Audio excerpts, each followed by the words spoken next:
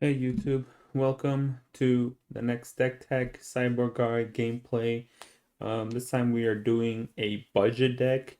So for people who don't quite have everything, I know Historic is a little expensive. So for people who don't quite have everything, this deck is more meant for people to try to play Historic and still be able to uh, not have to craft so much to play the deck. So today's a budget deck. It's obviously going to be good-ish, because you're playing not that many rares and mythics, but at the same time, it's not going to be a tier one deck because it's a budget deck. Because otherwise, normally we would have more mythics and rares in this deck, but it's only I think about like let's see, this 4, 5, 6, 7, 8, 12. What is this? 16 rares and mythics. And of course, you could change some of this stuff, like Gemrazer maybe not be necessary, stuff like that. But this is as, budget. Normally decks are, in 30s, 40s rares, stuff like that. But yeah, so I wanted to try something for players who don't have quite all the rares and mythics or wild cards to craft decks, but also want to try to play historic. So this is the budget version of Mutate. It's a fun deck. Mutate's a very interesting mechanic, and I wanted to try something and see how it would work. So, but this is the deck. We're gonna go ahead and take this into the ladder, see what happens. We're gonna take it out to the diamond ladder and see where we do. I will definitely give this deck a try also on the mythic ladder when we reach it, but at the current moment, we're gonna give it a try on the diamond ladder and see how it works. And of course, thanks for everybody who have subscribed so far, watching my videos. I appreciate it. Love the feedback so far you guys been giving me. Drop some, if you have any other feedback for this deck, also drop some comments in the comment section down below. Of course, always check the description of the video, because in the description of the video you'll have the deck list. It's going to probably be an Aether Hub deck list here. You'll also have the text file, so if you want to port this to Arena from your mobile device, it will also be in the description of the video. So check the description of the video. There's also my Twitter, Twitch, all that stuff. The deck list is both Arena Mobile and PC version. But yeah, check the description. Thanks to everybody who's so far subscribed and watching and following. For all the new people who are new here, don't forget to subscribe to make sure you can watch my future videos. But yeah, this is the deck. Now let's go ahead and get into the cyborg guide. But I mean, not the cyborg guide, but the gameplay. But before we get into the gameplay, this is just kind of a makeshift kind of sideboard guide. I will obviously that's what I do normally with my sideboard is I'll make a makeshift sideboard, and then as I play the deck, I will start making changes into the sideboard to see what works, what doesn't work, and then by the end of the video, when I post the video, it'll be a more fine-tuned sideboard guide. So right now this is just a what's called budget sideboard, and then as I play the matches, I will fine-tune it and fine-tune it and fine-tune it until it's finally complete to what I like it. So but that's just a sideboard, so don't even worry about that right now. Check it out at the end of the video where you'll see the actual full sideboard guide. But yeah, let's go ahead and get into the gameplay and see what happens. All right, let's try and play some Mutate up in here and see how this works. We're playing a budget deck for Historic. We'll see how it works though, never know. It may work out, may not, but the point of the deck is it's budget. So the point of the deck is for those players who can't get into Historic just because of all the expensiveness. The standard's already expensive, and then trying to get into Historic, it's another batch of rares, mythics, and all that. So this deck is for that kind of person. All right, so we have 4 lands, 2 mutates and a grazer. So the grazer will help us ramp. So definitely keeping this. And the reason why this mutate deck got a little better is because of the demolisher. It is obviously out of the new historic anthology, but it's a good mutate creature, so I would recommend playing it. So let's play forest into grazer and then use that to play island. And then we can next turn we'll have 3 mana. We can return Umori the collector to our hand if we don't draw anything. So there's that. If we don't draw anything, that is. But let's see what happens. So they have black. So are they playing? Oh, Dots is I'm assuming they're probably gonna take the flyer because the flyer draws those cards. I mean, I don't think they're taking the Demolisher just because they're not. All right, so let's play land and then grab Umori to our hand and just pass turn. I mean, we have nothing else we can do. And make sure that you would have played the island over the Ziggurat because the Ziggurat only taps mana for creatures. So playing the Ziggurat there, I don't believe we could have added Umari to our hand. So there's that. So just for future reference, if you play this deck, just know that that is possibility. Like you won't be able to add it to your hand. So you just would have lost mana, in other words. Let's go ahead and mutate, destroy this castle, give him a 3/3, which is fine, but we get to destroy one of his lands. And he only, he has a 3/3 and a 1/1, so we can still attack here because we have trample. None of his creatures have death touch. We hit him for 6. He hits us for 4. We're winning the race this way, so I'll just keep it at. He already took 2 damage also, so he's even lower than us. Okay, so our opponent's playing some kind of discard outlet deck, mono black discard or something, because he played Elderfang and the Vicious. Ooh, I mean, we could just completely crush him out of but I was like, I could completely crush him out of lands, but I'm gonna wait until he plays one more land and then destroy both of the lands possibly here. I could also just use the, oh man, so much for that idea, huh? I was gonna otherwise also destroy one of my own lands to make it 3/3, but destroying 2 of his lands is also pretty good. And especially since we drew migration, that means then we would have been getting lands and destroying our own lands, getting lands and destroying our own lands.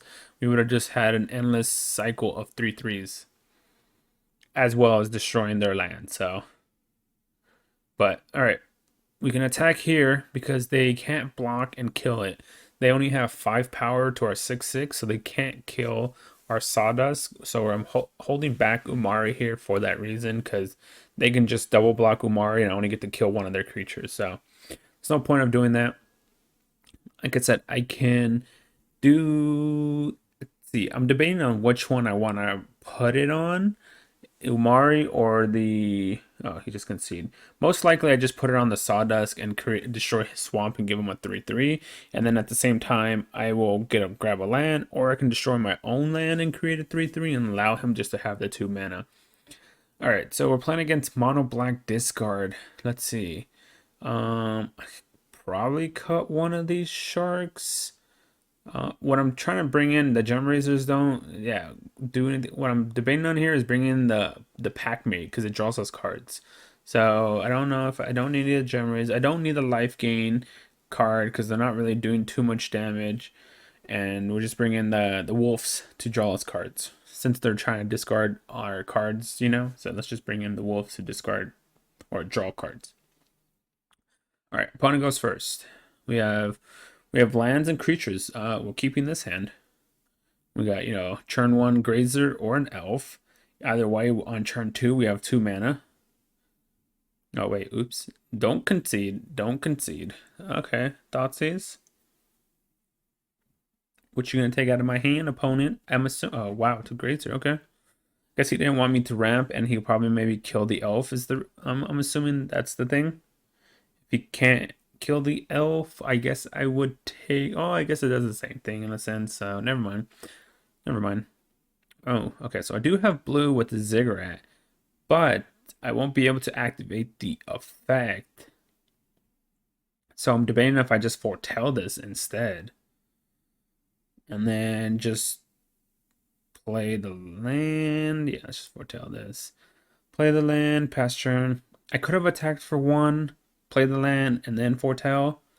But I'm not really looking to get into the red zone with elf just in case they have some kind of random like flash flying trick or flash trick or whatever, you know what I mean? So I don't want to take the risk and possibly lose my dude. So that's why. So I'm thinking either Parcelbeast here or Migration. This Migration is probably better because it ramps me and grabs me the blue mana as well. So I think this is just a better play. So now we get our blue mana, and then next turn, it has that touch, so I can't attack. Next turn, we can go ahead and either use Pouncing Shoreshark to bounce the Nighthawk Scavenger, or we can just do like Parcel and start gaining card advantage. Ooh, Rankle. Well, I guess we're losing either. Let's see. Does he want to make us sack a creature? I would assume so, but I don't know. Obviously, he's going to make us discard a card because he's a discard deck. So that's clear. So the question is, so I don't want to give up Gemrazer because it has reach. So I'm debating on Parcel or Pouncing Shoreshark. I think I give up Parcel, but that's card advantage. But I believe I give that up because the Shoreshark, I can do it as a combat trick. Oh yeah, so he did make us sacrifice creatures. If he sacrificed Rankle, that must mean he has another Rankle in his hand. That has to be what it means. So I'm gonna play the Gemrazer here because why sacrifice Rankle instead of the Scavenger? I mean, makes no sense, but because of the 2/3 versus the 3/3 right off the bat. Yes, the lifelink versus the non-lifelink, but since you're a discard deck, wouldn't you want to just keep discarding cards with Wrinkle's effect? But I mean, like I said, interesting. Ooh, it's a Tegrid deck, and he gave up Tegrid. Interesting.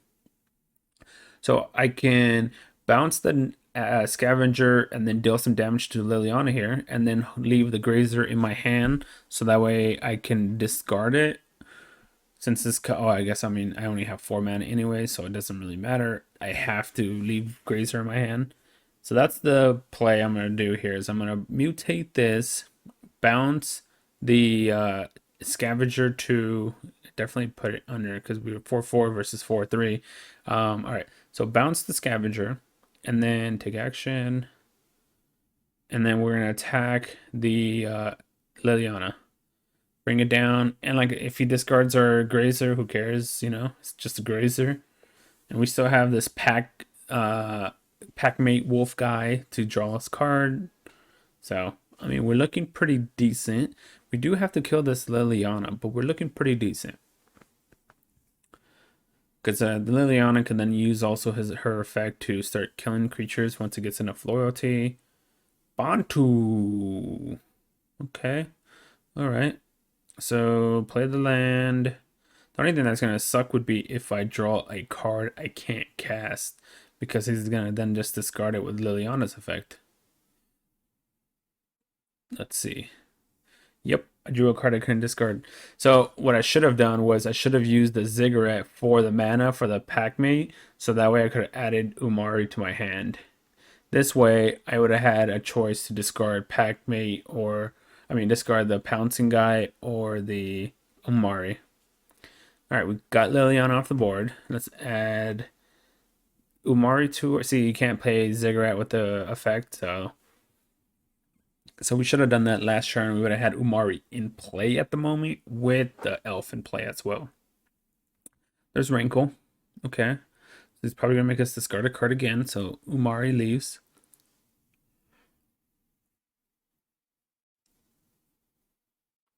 Okay. All right. That's a good, I could kill the castle so you can't draw cards anymore. Seems fine. I should probably, oh, actually no. I was gonna say I should probably attack with Packmate. No, maybe. Because then I can hold, no, because I could do more damage with, let's see.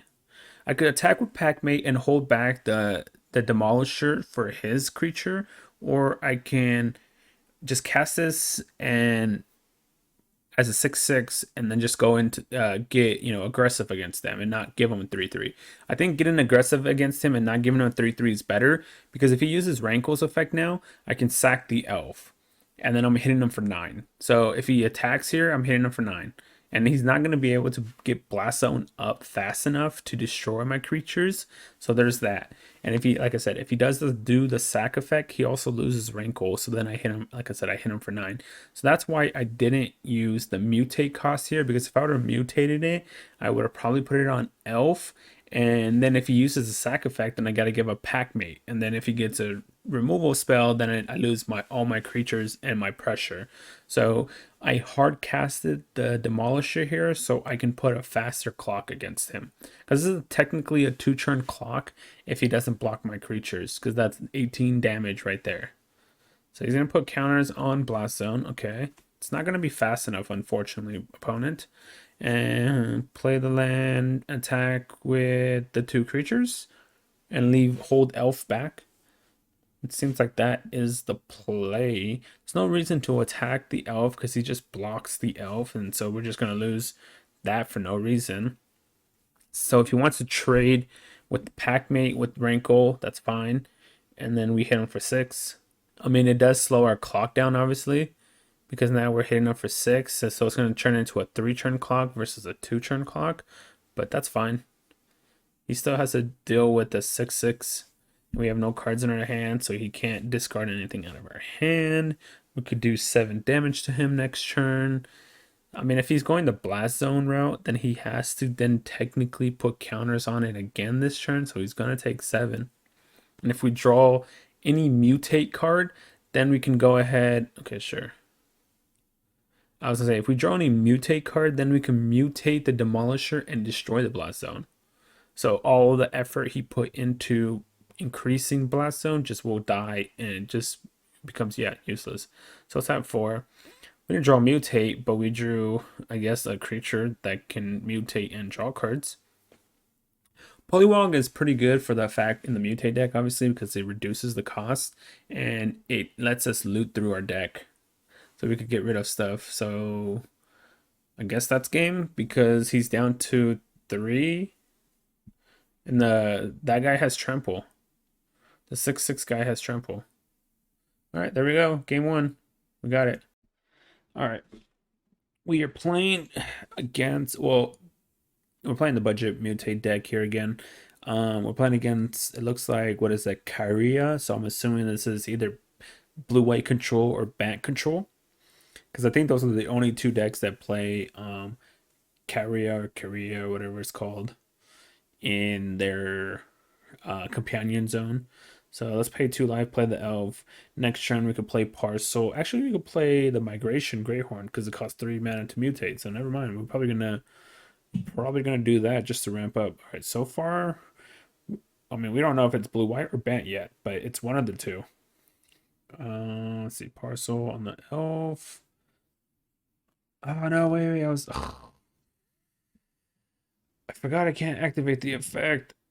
Alright, well, that's a punt. I need a punt counter in my videos because that's a punt.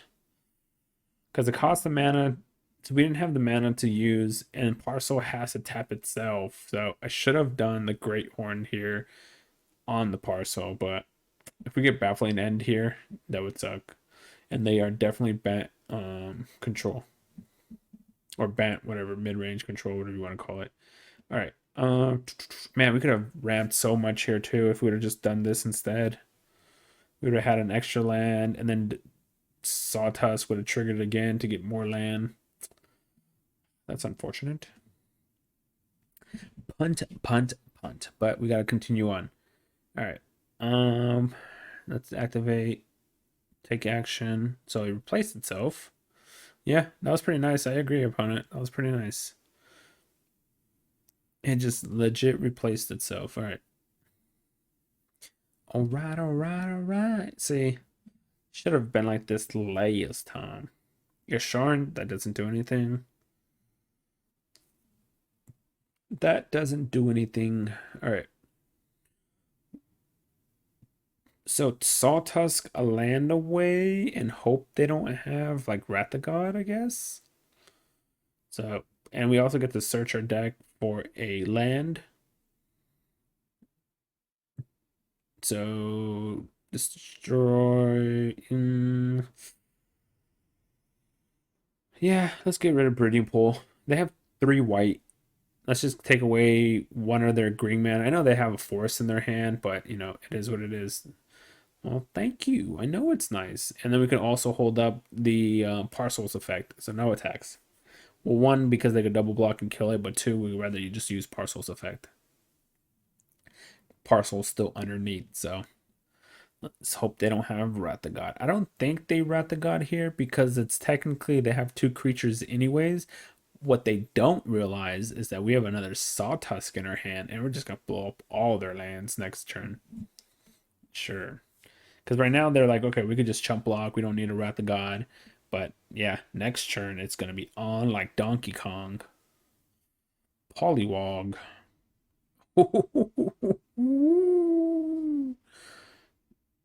Look at this. All right, so we have 3, 6, 7. We have 8 mana. So this costs 4. This costs 3. So we could do both of them. So we could destroy 2, 4. Yeah, we could destroy 4 lands. But I don't know if I want to mutate and give them. Do I want to give them, what is it, 3 times 4? That's 12. Do I want to give them 12 power to the board to destroy 4 lands? I might just die from all the attacks then. Maybe I could do it once, destroy 2 of his lands, but destroying 2 of his lands doesn't do much though, right? Doesn't matter, over under, since we already have the other guy. Alright, let's destroy Hollow Fountain. Let's destroy Glacial Fortress to get rid of all his blue mana. Let's grab a land. I can actually destroy, yeah, never mind. Let's destroy one of his lands, and I'll also destroy one of my lands. So that way I can, yeah, this is ridiculous. This is ridiculous. All right, yeah, let's destroy one of my lands so I can create a 3/3/2. So now he's down to 2 mana. And now that we have the things that, yeah, I don't know what they're gonna do anymore. I mean, they could get aggressive, but we can take Yasharn and a token out, and they only hit us for baffling and the token, I guess. Yeah, okay. That resolves.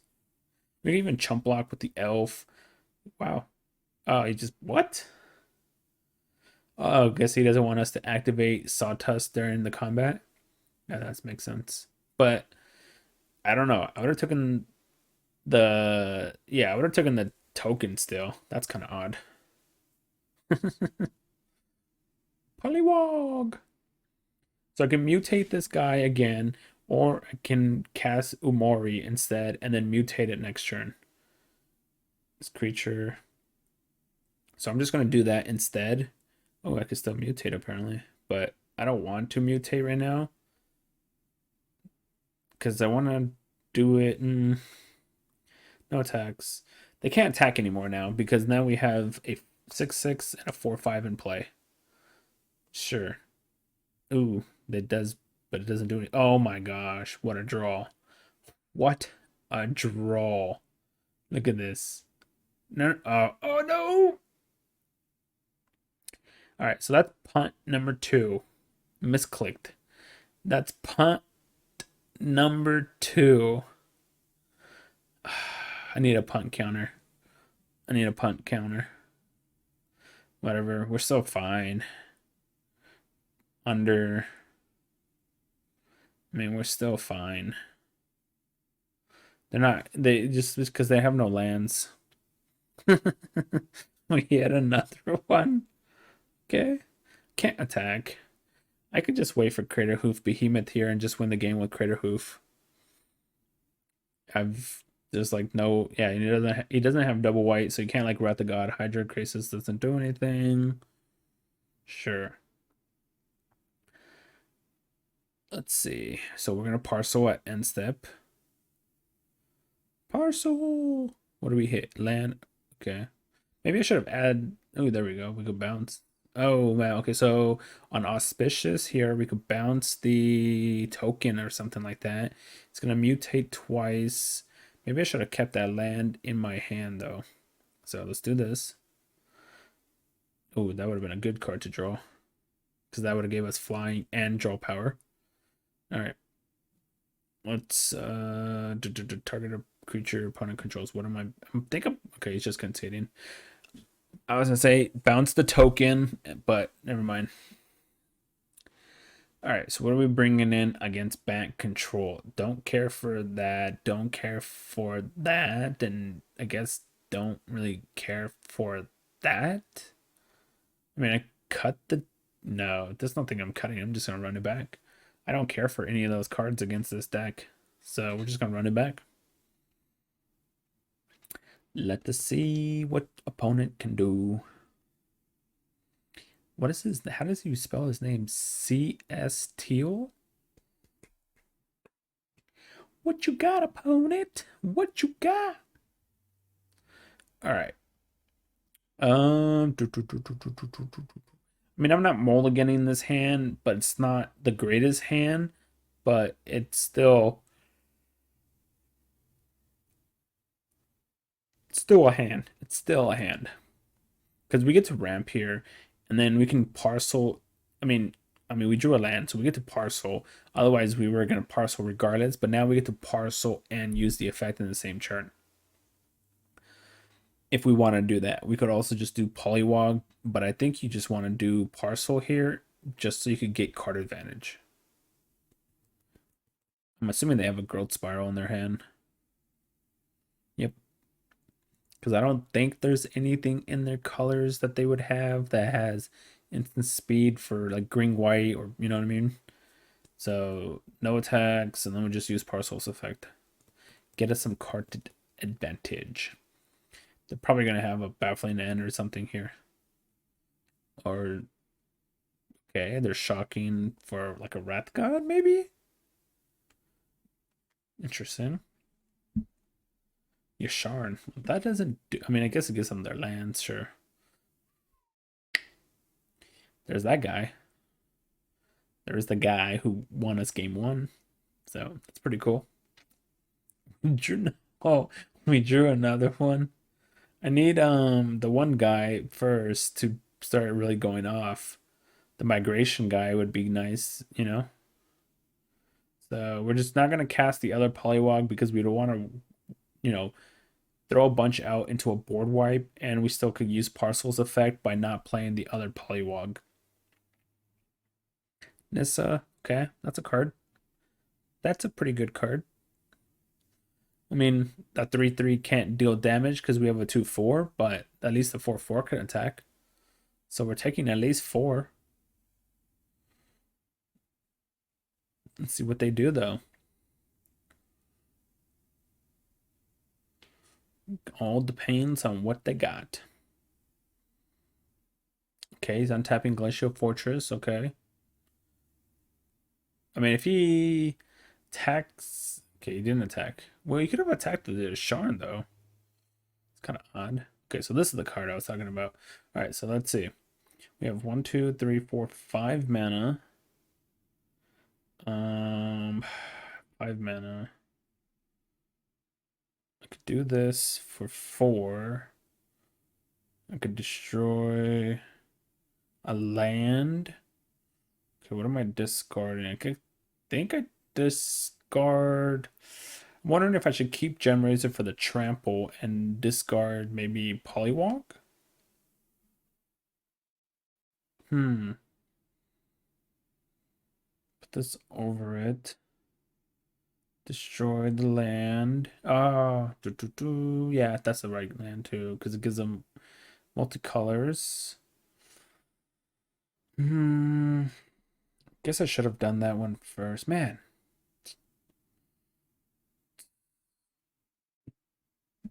I would have got an extra land out of it. Your go? Okay, opponent. Got it. It's my go.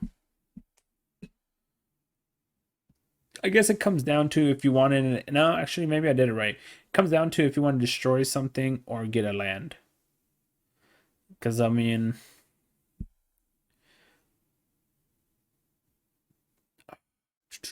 Okay, no attacks. So he has 1, 2, 3, 4, 5. He has access to 5 mana. He can... I mean, he can attack with a bunch of creatures, but we could block 2 of them. So he attacks with 5 creatures. We block 2. We can eat 1 of them.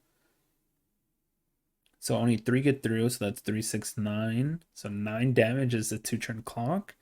But then next turn we get to cast We could just cast Sawtusk as a 6/6. 2, 3, 4, 5, 6, 7 mana. Yeah, we could just do that. So what is he reading? And when I still have Parcel's effect here. Ugh, commit. All right. Well, let's see. 1, 2, 3. It says put target non-land permanent on second from the top. Select an order. Okay, the first card in your order will become the top card. Yeah, we're not winning anymore. I'm just playing now to see more of his deck because, I mean, like I said, I know it's Bant control, whatever you want to call it, Bant mid range, but I don't know if they play commit. Maybe they do. I don't know. So just right off the bat, seeing that card gives us, some advantage. Whereas, you know what I mean? So we know what's on top of the deck, so that's not helping us since we have, 3 creatures on top of the deck, so that doesn't do anything for us. I mean, at least we get to draw and discard them, but like I said, it doesn't really do anything. Over. I could destroy my land to protect myself a bit. I could destroy 2 lands, but that doesn't do anything. Maybe if I destroy the over, obviously. Oh, I see. This whole time I could have killed Nissa, but I didn't. I see. This card is actually a lot better than I thought. Alright, so we have four blockers to his 5 attackers, or 6 attackers. So no attacks. Man, alright, so future videos I'm going to try and have like a punt counter because we punted this game too. We punted and lost the match because of it. Yep. We could have easily have won this game if I would have just sawtussed the Nissa. The first time I sawtussed it, instead of killing the Triumph, I should have just killed the Nissa. Yep, this game. Because the Nissa created the mana anyways, so. Alright, we're not changing anything. I'm pretty sure we just run it back. I mean, like I said, the Packmate doesn't really do anything in this matchup anyways. It draws you a card, but... Alright, so like I said, that first game we punted just because I didn't read the card correctly. This is the new card. I guess it's the new card. It's Historic Anthology or whatever, But I need to read the cards more accurately to understand them. Alright, we're on the play. That would say no forest land, huh? Okay. That's hilarious. Well, we're definitely keeping this because it has lands and spells. But that last hand, man, all islands. I think there's only like 6 islands in the main deck, and it was 3 of the 6. That's funny. Or I should say basic islands. There's only, I think, 6 in the main deck, and we drew 3 of the 6. That's hilarious. Oh, good old shuffler. The good old shuffler. Come on, opponent. Come on, opponent. What you got? What you got? Let's go, my friend. Let us go. Do do do do do do do do do do do do do do do do do. Oh, well, while I'm at it, while I'm deciding on what to, or I should say while my opponent's deciding on stuff like that, do you guys prefer music in the video or do you guys not prefer music in the video? That's a little expensive, so we're bottoming that card because it costs 6 to mutate, and so that's expensive. Whereas these other ones are a little cheaper, so we're gonna keep those. And the Dreamtail allows us to start drawing cards. So the only play we have here is returning or adding the collector to our hand. Next turn we can Sawtusk, destroy, or we could Dream Troll or Dreamtail to draw a card. Let's see what they do though. Explore the ramping. Ooh, they missed their land. So now we just win, right? If we destroy their land. Like, they missed their land on an Explorer. Over, destroy the Triome. Think that probably locks it up, right? Because then we could also Dreamtail the Sawtusk and then trigger it again to destroy another land. Okay, so you drew a land. Sure. You missed again. Okay. Well, I think that locks the game up.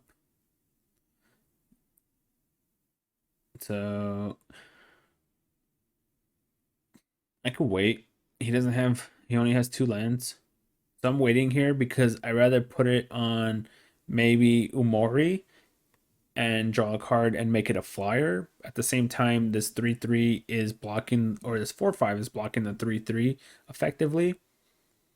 Obviously, you could have just got aggressive and just put it on Sawtusk, but like I said, I'm in such a huge advantage here that I'm just gonna wait on the Dreamtail.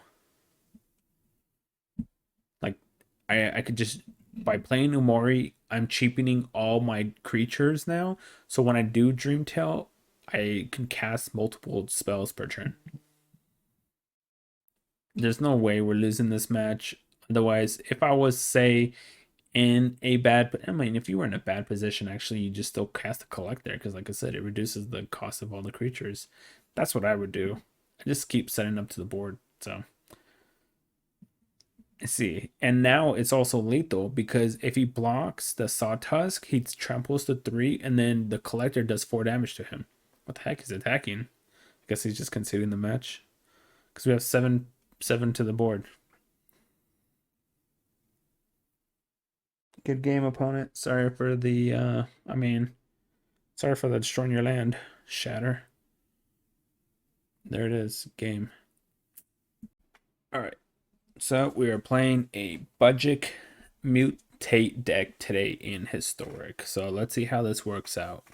Budget. It's Simic. So we decided to go budget for game, or just say match 3. Let's see what happens. If we can find an opponent, that is, hopefully. Let's find out. Anytime now, opponent. Anytime. Anytime. There we go. Donkey Kong. That's a cool name, actually. So, Donkey Kong. All right. 2 lands. Grazer, Parcelbeast. I think this is the keep. We don't know what we're playing against, so we're gonna keep because I mean, like I said, we don't know what we're playing against. So, Overgrown Tomb. So maybe I actually don't know what decks play Overgrown Tomb now. So I think I just play Elf here, maybe because the Grazer, I can't put this on blue because it puts it in play. So the Grazer would be bad. So I'm gonna play Elf. If we were able to choose which mode we wanted to play the pathway, then it would be good. But since we can't, it's not that great. So we're just gonna do the Elf. It gives us the mana anyways, so it doesn't really matter. So now we put this on blue so we can play Parcel. Because that's the only play really we have here at the moment. I mean, we could add Umori to our hand, but that doesn't do anything. So I think I'm just gonna mutate here and attack for 2, I guess, because we can't use the effect. So because it costs mana and we can't tap it for mana, even though there's an elf underneath it. You have to tap elf to create mana, and you have to tap parcel to use the effect, so it doesn't work that way. So, ugh, no land. So now we have to use this effect. Let's see if we could hit a land off this. Nice. We hit a land. I'm just reading to see if it comes into play untapped, and it does. So, and we could just cast a Grazer here just to hold as a blocker. It looks like we're playing against Sultai. I don't know what kind of Sultai, so let's find out if it's Sultai control or if it's Sultai, mid-range. Maybe it's the like the Nissa Earl deck that was before Earl got banned. So let's find out because I have no idea. Land 4. All right, I think we Sawdust Demolisher here. And it's one of the two. I could either use Parcel destroy or use Sawed Tusk and destroy Evergreen Tomb. I might go with the destroy the land. I could have put it on. I should have put it on the Arboreal Grazer though. That way, if he kills the Parcelbeast, then we don't lose Sawtusk as well. You know what I mean? So I should have definitely put it on the Grazer here, because now Grazer is just a useless card, whereas the Parcel at least was still a solid card. And yeah, so he has the way to return. So we're gonna tap this for green, because then we can play the elf, because the elf is the bottom card. So, and then play elf. I mean, we get to do the same thing next turn anyways. We get to destroy a land again. He gets to create another 3/3, which is fine. Okay, or just concedes. I guess he missed his land drop then.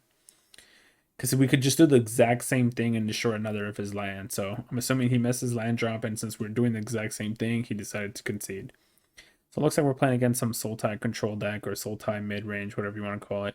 Don't need these Gemrazers. I'm going to bring in the that creature, because it makes my all my creatures and enchantments uncounterable. I don't run any enchantments, obviously, but it makes all my creatures uncounterable. This deck is all creatures, so.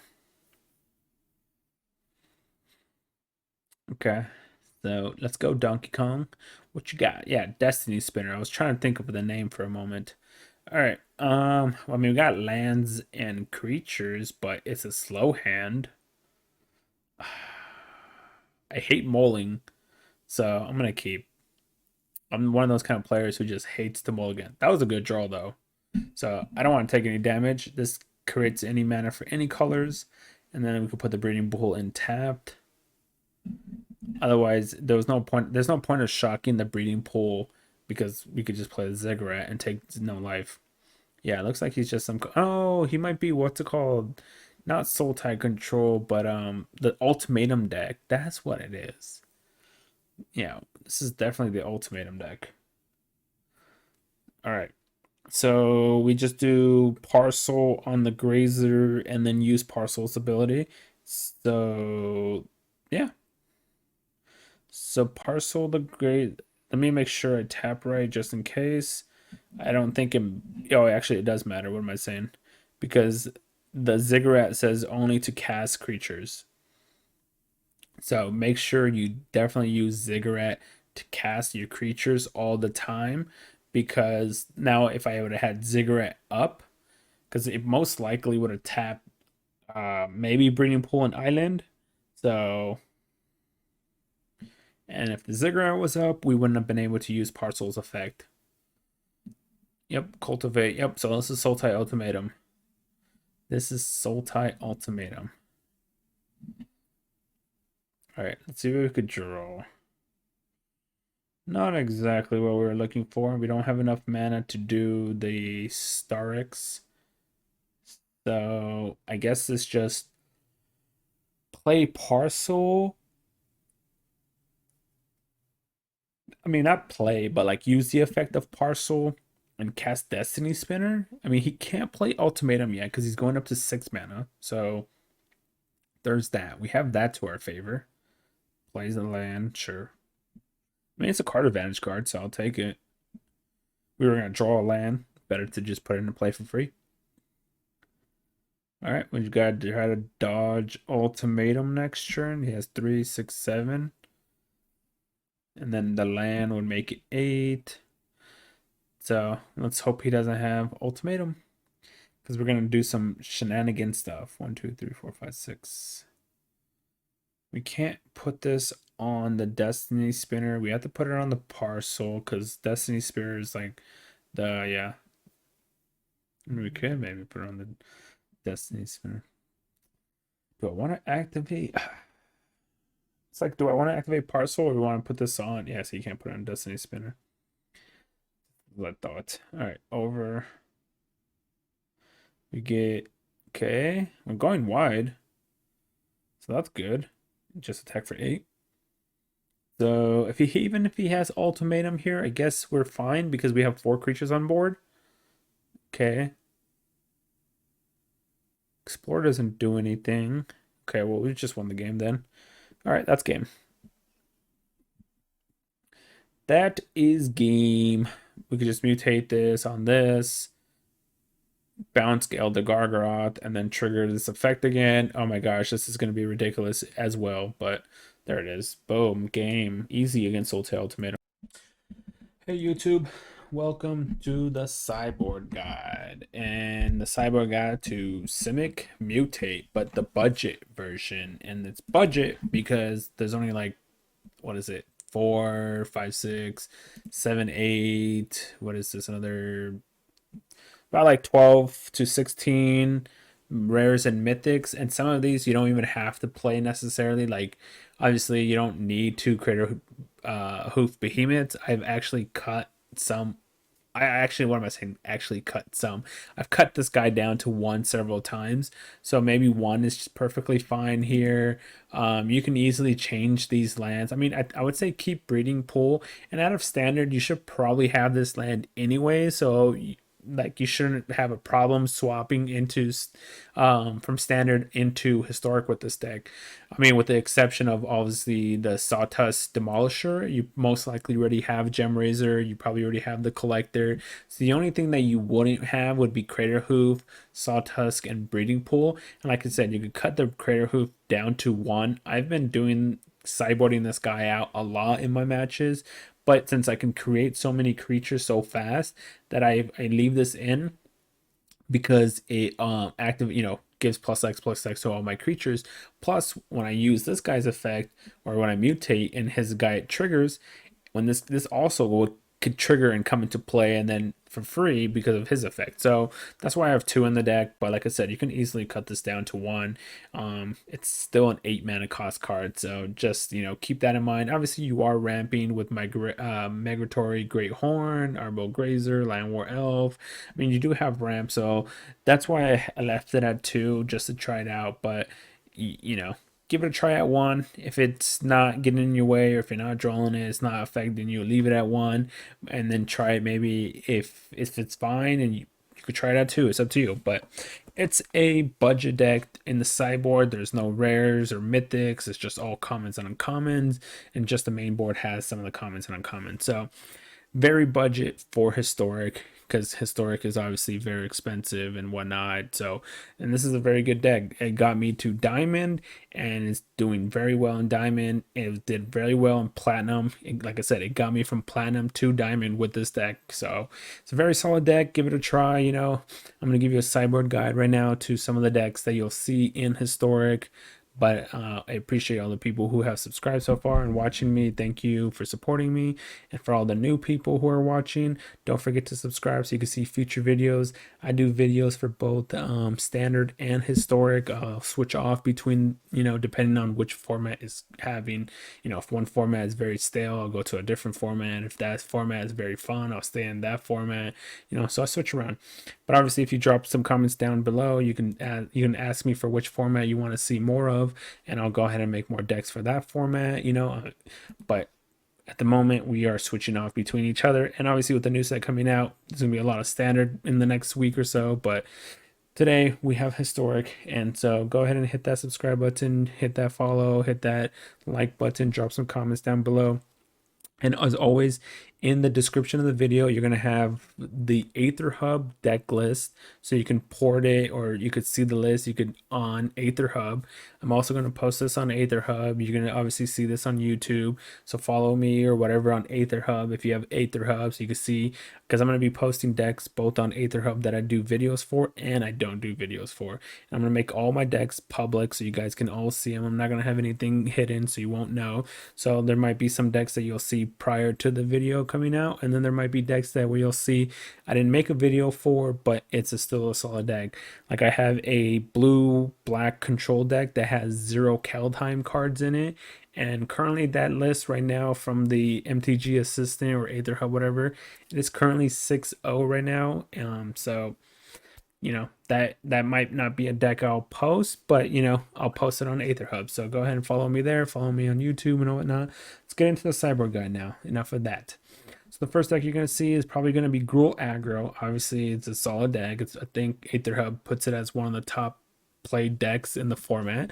So Gruul Aggro. So what I bring in is Citizen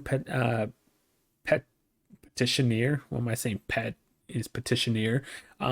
One trumpeting Gnar and two Aether Gusts. So the set is in here is because it gains you life. It says whatever your devotion is to green, you gain life equal to that, and you want to be able to gain life so that you don't just die easily. And since you have enough green creatures, devotion wise, you should be able to gain at least 4 to 5 life, maybe 6. And then once you start chaining them, you're going to start gaining more and more life. So it's a good way to buy yourself at least another churn or something like that. So I bring in 3 of those.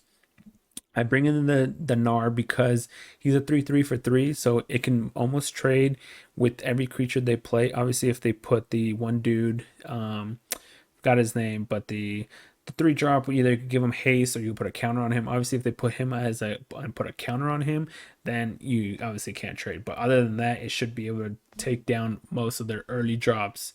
And then 2 Aether Gusts because they're a green red deck, and obviously Aether Gust hits both colors, and it's just a good card. It's a good way to punch through damage if you need something to attack or something like that. It's a good counter spell. It's just overall good. You're gonna want it against them. What I cut out, like I said, when I was mentioning before, the Crater Hoops, usually I usually trim only one, but some of these decks, since it's Gruul aggro, I cut 2 Crater Hoof Behemoths because this is 8 mana cost card. If I'm getting to 8 mana, I'm probably winning the game anyways. You most likely don't even need it. So I cut 2 Crater Hoof Behemoths. I cut 1 Sawtusk and 1 Auspicious. So I'm trimming down the top end curve here with Crater Hoof, Sawtusk, and Auspicious because it's a Gruul aggro deck. They're trying to win against you really fast. So I cut 1 over there. Same with the Dreamtail. I cut 1 of those and I cut 1 Gemrazers. The only enchantments or artifacts that we're going to be running is maybe what's it called? Maybe the this, I'm drawing a blank right now. Okay, well now that's annoying me. So I'm going to go ahead and see what it is. Embercleave, that's what it is. It's Embercleave. Okay, that was just drawing me a blank. But yeah, so it's going to be Embercleave, and so you want to cut that because you don't really need it. So like I said, it's only going to be the only card you're going to be able to Gemrazer. So we're going to cut that. And then the Dreamtail is a 3/4 flyer. We're going to keep pouncing because it can bounce cards. Bounce creatures, as I say, back to the hand. So it's a tempo play. But yeah, that's what we do against Gruul aggro. The next one we are going to have a sideboard guide to is Junsack.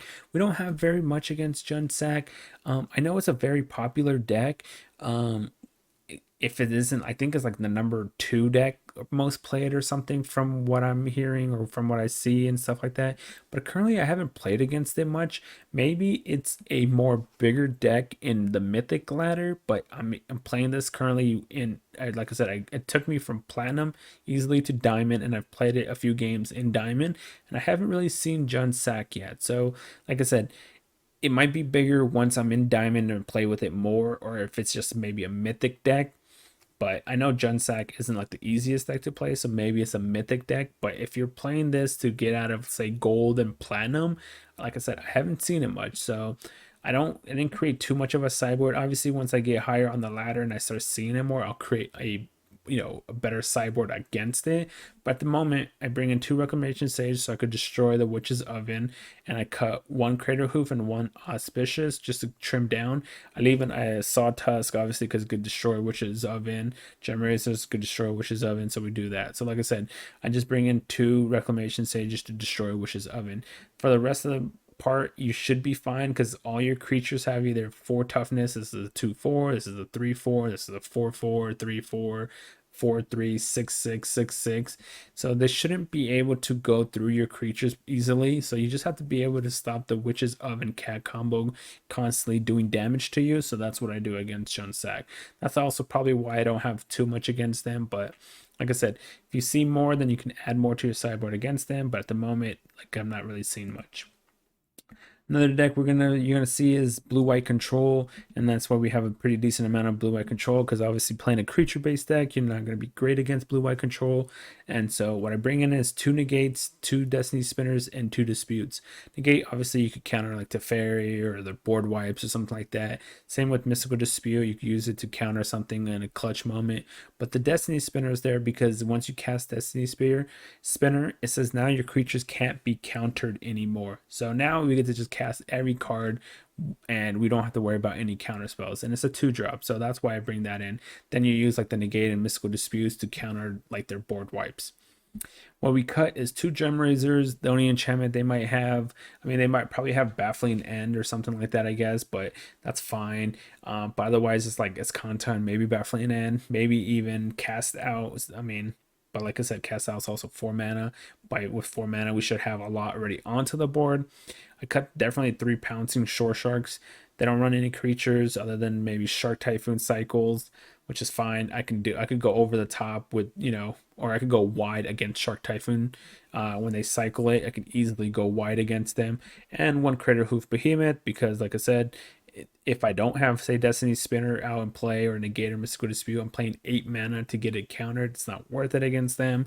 But other than that, we should be fine against them. And once with the counter spells and the Destiny Spinners, you should be in a better position here. So Negates and Mystical Disputes counter like the Wrath of Gods and whatnot.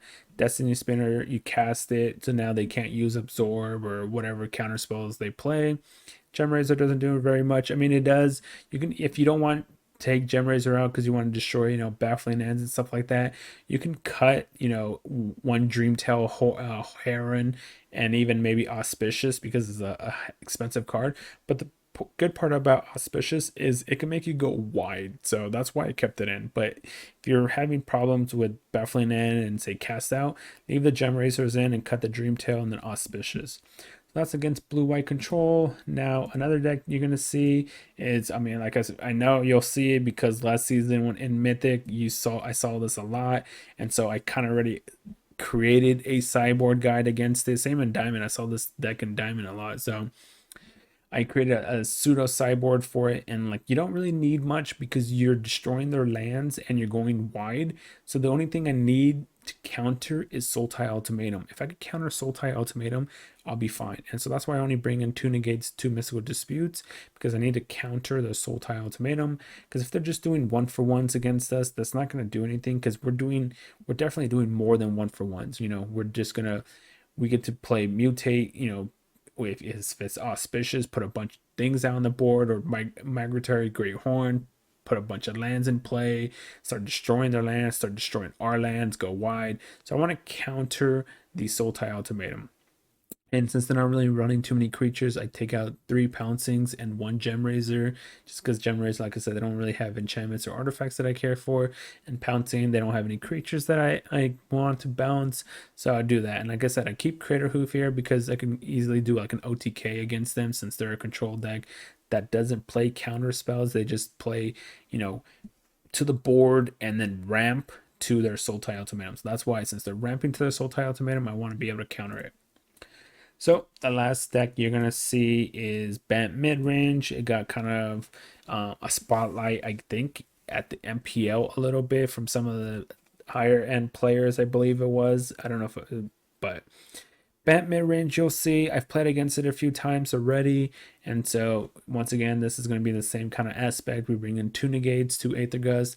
Obviously, Aether Gust hits just about every green card we care for. The only green card, Nissa, we care for Nissa, so we want to counter Nissa. Even if it's just to bounce it for 1 turn to put on top of their deck, that's fine.